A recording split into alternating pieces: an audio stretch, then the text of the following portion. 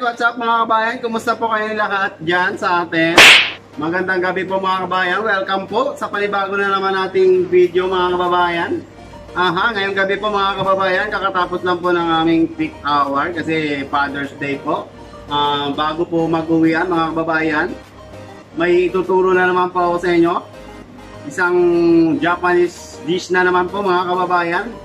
Walang iba kundi, alam niyo lang, sasabihin ko na po kagad, yung California Maki or California Rolls mga kababayan. Ituturo ko po sa inyo kung paano po gumawa ng California Rolls.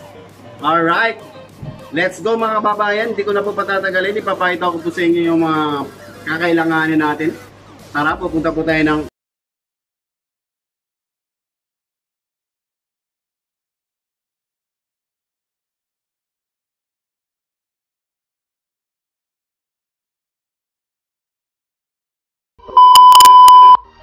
Alright mga kababayan, nandito po tayo ngayon sa sushi bar mga kababayan. Manggugulo muna ako dito. Kasi magtuturo po sa inyo ng mahiwaga nating California Rolls. Papakita ko po sa inyo ang ating mga ingredients mga kababayan. Alright. Sa California Rolls mga kababayan, kakailanganan natin ng una-una sa lahat. Ito po. Yung tinatawag nilang nori wrapper or dried seaweed. Nakikita nyo ba? Ito po yung dried seaweed na tinatawag or nori wrapper. Kailangan po natin ng avocado, cucumber mga kababayan, and of course yung crab stick po na nilalagay po sa loob. Hindi po mawawala yung ating sushi rice mga kababayan. Nandito po sa tabi gilid ko mga kababayan. Alright, umpisa na. Umpisa na natin mga kababayan ang paggawa ng California Rolls.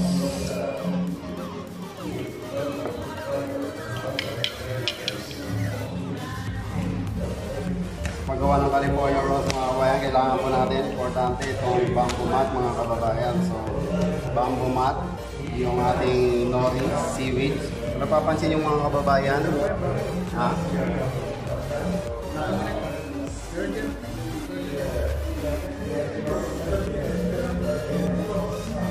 ito yung nori kababayan, mga kababayan. Ito po yung nori na tinatawag nilang dried seaweeds na ginagamit natin sa sushi rolls, lahat po. Kung napapansin nyo po yung nori natin mga kababayan, yung kabilang parte niya is makintab, yung kabila po is hindi, ito yung magaspang. So it means dito po natin ipapatong yung ating rice mga kababayan. Alright? Tignan nyo po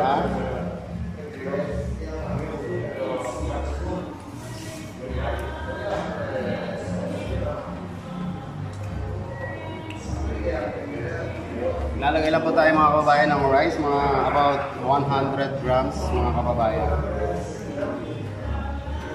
Ito pong rice na gagamitin natin mga kababayan is Japanese rice. Templado na po ito mga kababayan ng ating sushi vinegar. Sa susunod ko pong video mga kababayan, ituturo ko sa inyo kung paano gumawa ng sushi rice. Ano na po, ikakalat na po natin yung rice. Kita niyo po ba? Alright, pagkatapos mga kababayan, babalik na rin lang po natin itong rice natin with nori.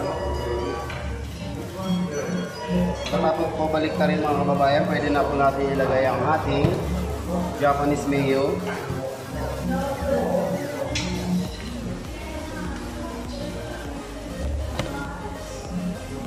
Next po natin ang ating cucumber mga kababayan. Lalagyan na rin po natin ang ating crab sticks.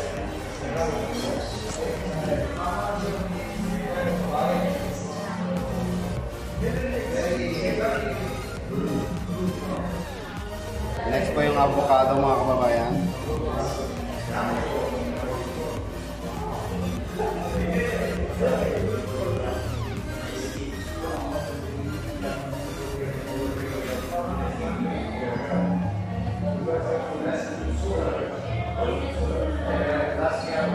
California rolls mga kababayan, pwede po kayong gumamit. It's either avocado or mango kabayan.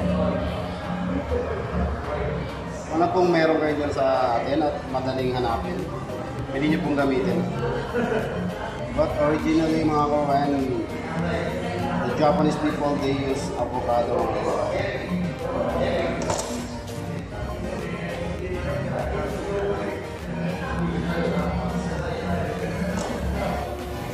Natin ating avocado. Saka po natin i-roll yung ating California rolls mga kababayan. Sa pag-rolls po mga kababayan, kailangan pigilan nyo lang ang part dito sa taas. Ganyan po. Hawakan nyo lang. Pakikita ko sa inyo ng dahan-dahan kung paano mag-rolls. Okay?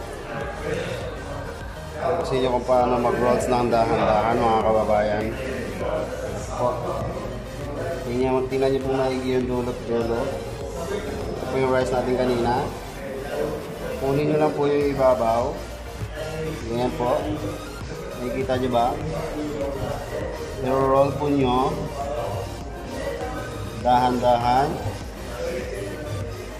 Tapos, itong dulo ng bamboo mat, hatakin nyo po ito palabas. Hindi nyo po isasama sa pagbilog ha. Hatakin nyo po ng palabas yan. Nakita nyo po ba? Ayan, dahan-dahan. Hatakin nyo po palabas ito. Tapos, i-roll nyo po.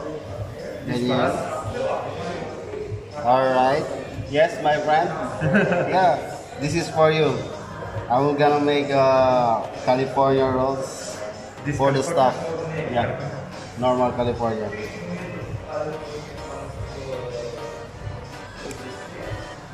Alright mga kababayan, may nanggulo sa akin ng konti yung isang server namin. Kaya note yung sinasabi ko. Nakita nyo na ba kung paano ko niroll mga kababayan? Ganun lang po kasimple. Gumawa, dahan-dahan. Tapos gaganon na po natin para maghugis square po ang ating California rolls. Dahan-dahan. Alright. Tapos na po natin igawing rolls ng ating California. Lalagyan naman po natin ng tinatawag na tobiko mga kababayan. Tobiko, yung tobiko po mga kababayan is, mga hindi po nakakalam, is egg po ng flying fish, yung tobiko mga kababayan. Ito po yung tinatawag nating tobiko. Ito po mga kababayan. Yan. Ito po yung nilalagay sa ibabaw ng ating California rolls. Itlog po ito ng flying fish.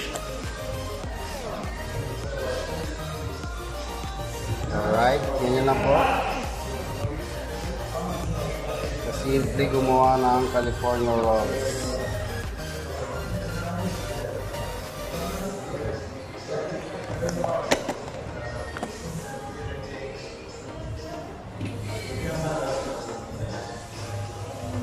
Tapos, ikakat na po natin ng 8 pieces mga kababayan. Nasa sa inyo po kung gaano kalalaki at kaliliit po yung hiwa. So, usually 8 to 6 pieces lang po. Kuhain na natin sa gitna.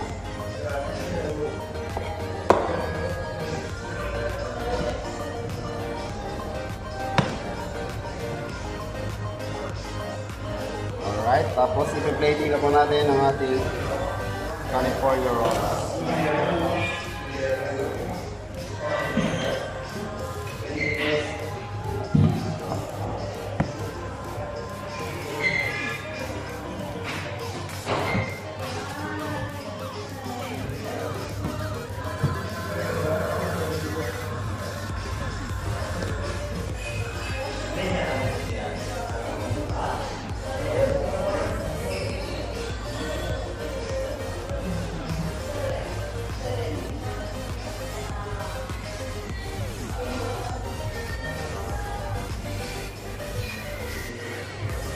Susunod ko pong video mga kababayan, ituturo ko naman sa inyo kung paano gumawa ng sushi rice. Para pag alam nyo na po yung sushi rice, pwede na po kayo gumawa ng kahit anong sushi rolls. Bigyan lang po natin ng konting decoration ng ating sushi roll.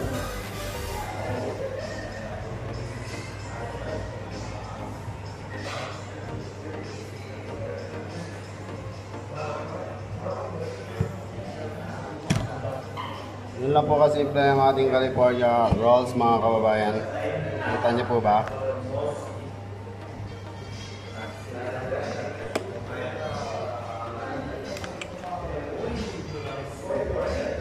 Ito na po yung ating California rolls mga kababayan. Alright. Thanks for watching mga kababayan.